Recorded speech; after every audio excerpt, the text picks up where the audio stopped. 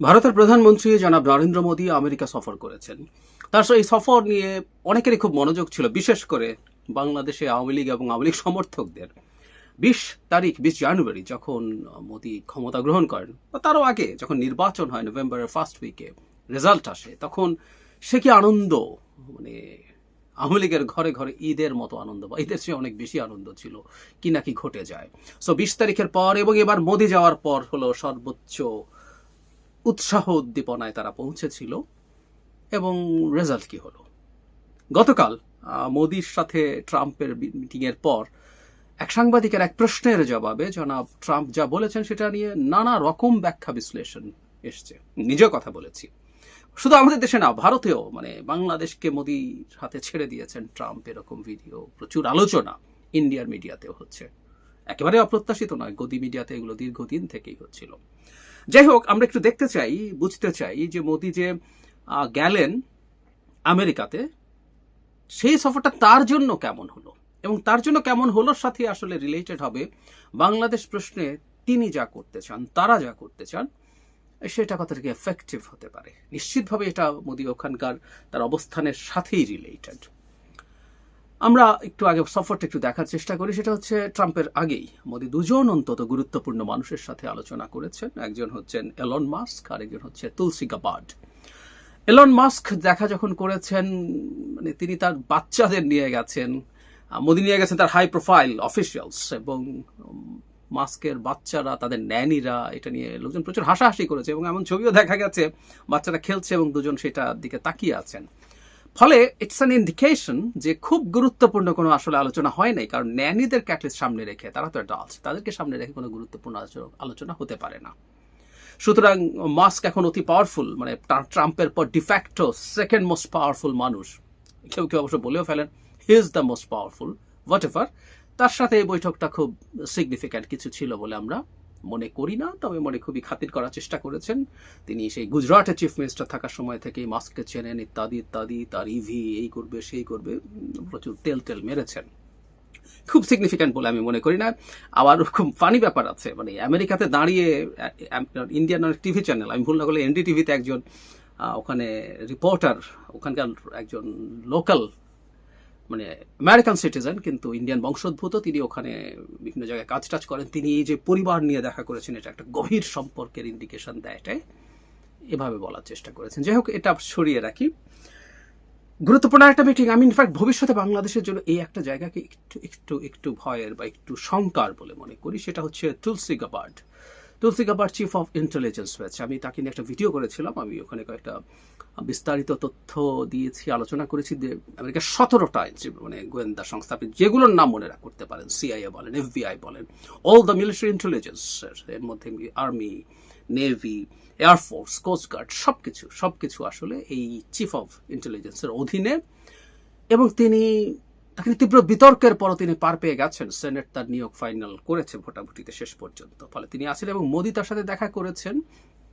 এবং ভারতের পত্রিকায় অন্তত এরকম নিউজ আসছে যে এখানে বাংলাদেশও আলোচনার মধ্যে ছিল। একটা পত্রিকায় খেয়াল করুন, ইকোনমিক টাইমস, এরকম আরো অনেক জায়গায় এসছে। তো তুলসী গাবার্ড সম্পর্কে একটু ছোট তথ্য দিয়ে রাখি, আমার ওই ভিডিওটা আপনারা একটু দেখে নিতে পারেন। মানে ইনি আসলে মানে হোয়াইট আমেরিকান, কিন্তু তার মা হিন্দু হয়ে গিয়েছিলেন, হিন্দু ধর্ম গ্রহণ করেছিলেন, পরে তার বাবাও করেন, উনি নিজের জন্ম থেকে হিন্দু, অত্যন্ত প্র্যাকটিসিং হিন্দু তারা। নট অনলি দ্যাট, বিজেপি করেন এরকম মনে হতে পারে তুলসীকে। উনি ভারতে গিয়ে মোদির সাথে ঝাড়ু দিয়ে এসছেন, মোদির প্রতি অত্যন্ত মুগ্ধতা তার আছে অনেক আগে থেকে। ইনি আগে ডেমোক্র্যাট ছিলেন, এখন রিপাবলিকান হয়েছেন।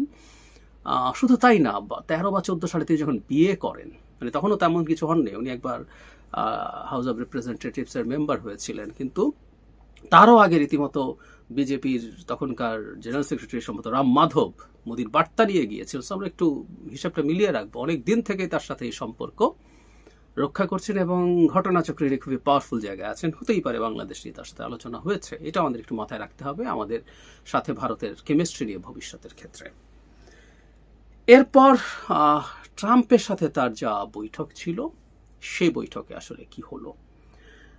দুজনের প্রেস কনফারেন্স আছে, হোয়াইট হাউস এটাকে আপলোড করেছে পুরোটা, এবং মোদি নিজেও করেছেন। মোদির স্পিচটা হিন্দিতে, কিন্তু আমি হোয়াইট হাউসেরটা শুনেছি, যারা হিন্দি কম বোঝেন তারা ওখানের তারটা ইংলিশে বলা আছে, সুতরাং শুনে নিতে পারেন। দুজন প্রথম দুটো বক্তৃতা দেয়, তারপর কিছু প্রশ্ন নেওয়া হয়। স্বাভাবিকভাবে যেটা হয়, কিছু সৌজন্যের কথাবার্তা হয়, খুব সিগনিফিক্যান্ট অনেক কিছু যে হয়েছে। আমি ওদের জয়েন্ট যে স্টেটমেন্ট সেটাও দেখেছি, অনেকগুলো ভাগে ভাগ করা, ডিফেন্সে কি করবে তারা, ট্রেড অ্যান্ড বিজনেসে কি করবে তারা, টেকনোলজিতে কি করবে, অনেক অনেক গুরুত্বপূর্ণ কিছু হবে তা না। তবে আবার একই সাথে ভারত যেহেতু তাদের এই অঞ্চলের খুব গুরুত্বপূর্ণ একজন পার্টনার, ভারতের সাথে সেই পার্টনারশিপগুলোর কথা আছে। জনাব ট্রাম্প ভারতের প্রশংসা করেছেন, ভারতের কাছে জিনিসপত্র বেচতে চাইছেন, কিন্তু তার যে মূল জায়গায় সেই জায়গায় কিন্তু তিনি কঠোর ছিলেন। যেমন ধরি আমরা, খুব ক্লিয়ারলি তিনি ট্রেড অ্যাবিউজার বলেছেন ভারতকে, যে ভারতের ট্যারিফ ইজ সো টাফ, এবং উনি উদাহরণ দিয়েছেন যে তাদের ভেহিক্যালের উপরে যে 70% ট্যারিফ দেওয়া আছে সেটা হলে তারা এটা ব্যবসা করতে পারবে না। এবং ট্রাম্প ইদানিং যে কথাটা সবার ক্ষেত্রে ব্যবহার করেন সেটা মোদিকেও স্মরণ করিয়ে দিয়েছেন, এতেও অতি বন্ধুটন্ধু অত বাছবিচার উনি করেননি। সেটা হচ্ছে রেসিপ্রোকাল ট্রেড অ্যান্ড ট্যারিফ, আমরা পারস্পরিকভাবে তুমি আমার সাথে যা করবে আমি তোমার সাথে তা করব। সুতরাং আমেরিকার পক্ষ থেকে ভারতের অনেক কিছুতে ট্যারিফ বসার সম্ভাবনা আছে যদি জনাব মোদি এগুলো না সরান।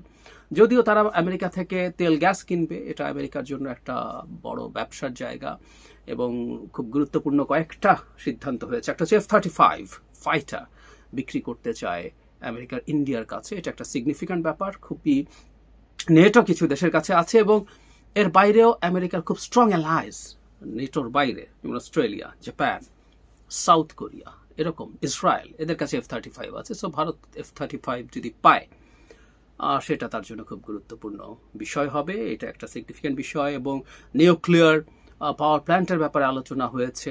জনাব ট্রাম্প বিশেষ করে এখন ওই যে আমরা জানি নিশ্চয়ই যে আর্টিফিশিয়াল ইন্টেলিজেন্স প্রচুর পাওয়ার কনজিউম করে এই কালে। এখন দেখা যাচ্ছে একটা তথ্য এরকম আছে, যে কোনো একটা গুগল সার্চে আমরা সার্চ দিয়ে কোনো ডেটা পেতে যে পরিমাণ পাওয়ার কনজাম্পশন হয় তার অন্তত 10 গুণ হয় চ্যাট জিপিটিকে দিয়ে একই তথ্য আমরা খুঁজতে গেলে।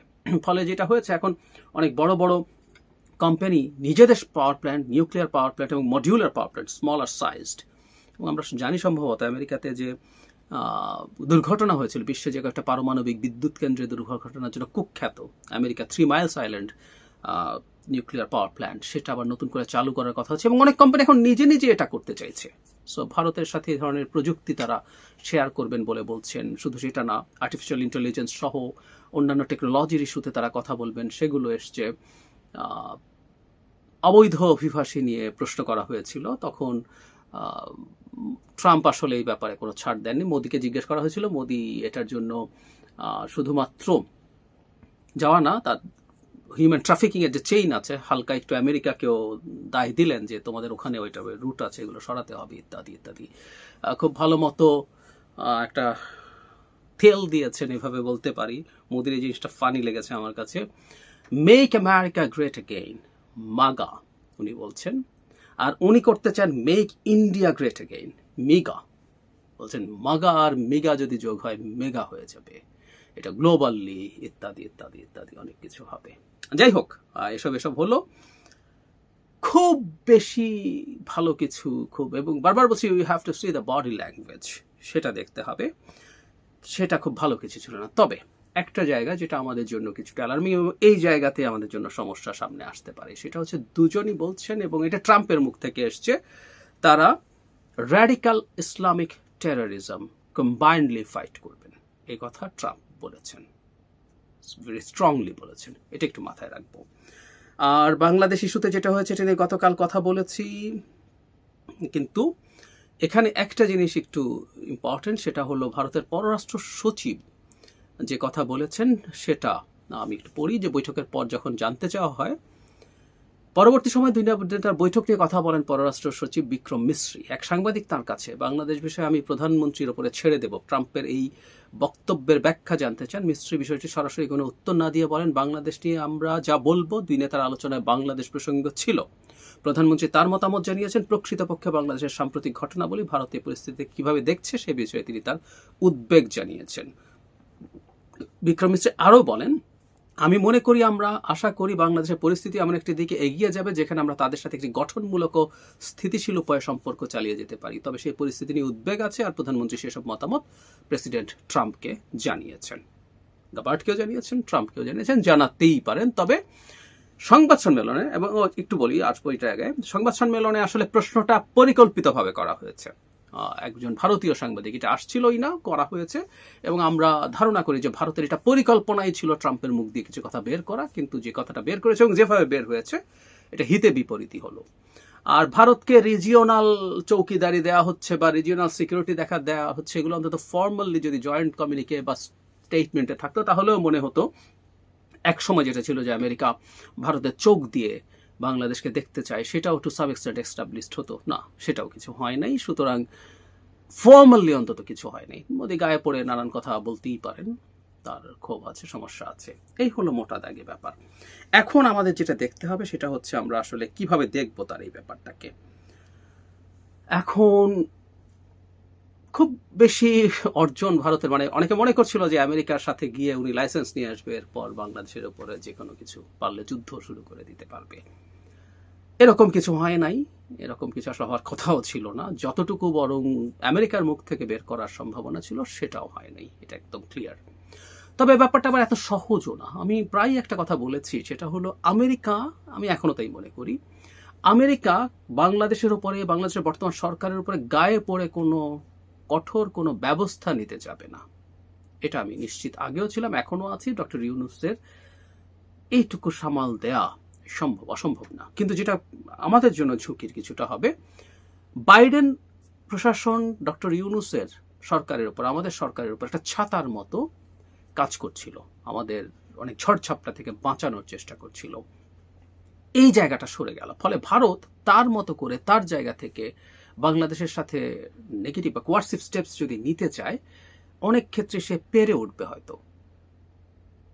আমরা একটু যোগ করে রাখবো, পল কাপুর, মানে প্রাথমিকভাবে তাকে নিয়োগ দেওয়া হয়েছে আমাদের এই ডোনাল্ড লু যে জায়গাটা ছিল, দক্ষিণ এবং মধ্য এশিয়া বিষয়ক উপসহকারী পররাষ্ট্রমন্ত্রী, সেনেট পার করলে তিনিও হবেন, তিনিও ভারতীয় বংশোদ্ভূত। সো এই জোনটা তার হাতে। তুলসী গাবার্ড আছেন, এবং এই অ্যাডমিনিস্ট্রেশনে প্রচুর ভারতীয় বংশোদ্ভূত মানুষ আছে। সো আমেরিকাকে ভারত নিউট্রাল রেখে ভারত বাংলাদেশে তার বেশ কিছু খারাপ ধরনের চাপ দেওয়ার চেষ্টা করতে পারে। আর ওই যে একটা কথা বলেছিলাম, ট্রাম্প নিজের মুখ থেকে যেটা বলেছে, এই কথাটা আমি আগে থেকেই বলেছি বহুবার, ট্রাম্প একজন ইসলামোফোব। সুতরাং এই যে বাংলাদেশে আসলে যে ন্যারেটিভটা তৈরি করার চেষ্টা করেছে ভারত, এই ন্যারেটিভটা চলবে, এই ন্যারেটিভটা তৈরি করার মতো আরো ঘটনা ঘটানো হবে, এবং আমাদের অথর্ব সরকার এই জিনিসগুলো ট্যাকেল করতে না পেরে আমাদেরকে এই ন্যারেটিভটা, ভারতকে এই ন্যারেটিভটা এস্টাবলিশ করার যুক্তি তুলে দিচ্ছে, সেটা হলো ইসলামিক টেরোরিজম কমব্যাট করবে। সো ভারত যত বেশি ইসলামিক টেরোরিজম দেখাতে পারবে ট্রাম্পকে, তখন ট্রাম্প নিউট্রাল না থেকে ট্রাম্প নিজেও অ্যাক্টিভ হবে বাংলাদেশের সরকারের উপরে চাপ তৈরি করার জন্য। এটা একদম নিশ্চিতভাবে হতে যাচ্ছে, একদম ক্লিয়ারলি বুঝে যাব। ট্রাম্পের এই বাক্যটা ধরেই ভারত ইনফ্যাক্ট ভবিষ্যতে কাজ করবে। তারা আগেও জানতো, আমরাই যেহেতু জানি, ভারত জানবে না, জানবে। সুতরাং ওটাই তারা করবে। এবং বাংলাদেশে আমি আগেও বলেছি, বহু মানুষ যারা সোকল্ড ধর্মের, মানে ধর্মকে নিয়ে এসে কতগুলো সোকল্ড একটা তৌহিদি জনতা আছে, আমি তাদেরকে সোকল্ড বলছি এই কারণে, যারা আসলে জেনুইনলি ধার্মিক মানুষ নন, জেনুইনলি ধার্মিক মানুষ এসব করতে পারেন না। তারা কতগুলো এরকম সকল একটা নাম নিয়ে আসেন, একটা ব্যানার নিয়ে আসেন, এবং এমন সব কাণ্ড করেন যেগুলো দিনের শেষে আমাদের এই ন্যারেটিভটা তৈরি করে দেয়। অনেকগুলো ঘটনা ঘটেছে, অনেকবার বলেছি, মাজার ভাঙা হয়েছে একটার পর একটা, মেয়েদের ফুটবল খেলা হতে দেয়নি, অভিনেত্রীদের দোকান উদ্বোধন করতে দেওয়া হয়নি, মেলা হতে দেওয়া হয়নি, গান হতে দেওয়া হয়নি, নানা রকম কাজ হয়েছে ওই রকম একটা ইমেজ নিয়ে এসে। এবং এই তৌহিদি জনতা বা এদেরকেই, বই মেলাতে ঘটনা ঘটলো, এদেরকেই দিনের শেষে ইসলামিক এক্সট্রিমিস্ট হিসাবে উপস্থাপন করার সুযোগ ভারতের সামনে দিয়ে দেওয়া হচ্ছে। এই জায়গাটাতে আমাদের বিপদ হবে। ভারত তার নিজের ঝামেলা তো করবেই, আমেরিকাকেও বা ট্রাম্পকেও খেপিয়ে দেওয়ার সুযোগ অন্তত আমি এবারকার এই বক্তব্যে দেখেছি। আদার দ্যান দ্যাট অনেক কিছু মোদি অর্জন করেছেন তার দেশের জন্য, আমার কাছে মনে হয় না। রাদার যেহেতু তাকে তার শপথ গ্রহণ অনুষ্ঠানে দাওয়াত দেওয়া হয়নি, মরিয়া হয়ে নানানভাবে চেষ্টা করে তারা একটা বৈঠক অর্জন করার চেষ্টা করেছেন বলেই মনে হলো। আর আগে যা যা ছিল ওই রকম একটা সম্পর্ক, এবং প্রথম মেয়াদে মোদির সাথে ট্রাম্পের যে কেমিস্ট্রি ছিল, ট্রাম্প যদিও সেই কেমিস্ট্রির কথা ট্রাম্পও বারবার বলেছেন, কিন্তু আমার কাছে মনে হয় না সেই কেমিস্ট্রি আদৌ ছিল। মোদির অন্তত বডি ল্যাঙ্গুয়েজ বলে, আমি খুব মন দিয়ে সেটা খেয়াল করেছি, যে কেউ খেয়াল করবেন। ট্রাম্পেরও যদি বলি, আপনার আগের দুজনের কেমিস্ট্রি আর এখনকার কেমিস্ট্রি হিউজলি ডিফারেন্ট ছিল। সুতরাং আমরা যদি ঠিকঠাক থাকি, আমরা যদি আমাদের ভেতরে, দেশের ভেতরে ভুলভাল কম করি, আমাদের খুব বেশি টেনশন করার কিছু নেই। এবং আমরা যদি টেনশন না করি, এটা আওয়ামী লীগের কান্নার সময় তাদের বিরাট আশা ছিল ট্রাম্প তাদেরকে উদ্ধার করবে, সেটা হচ্ছে না।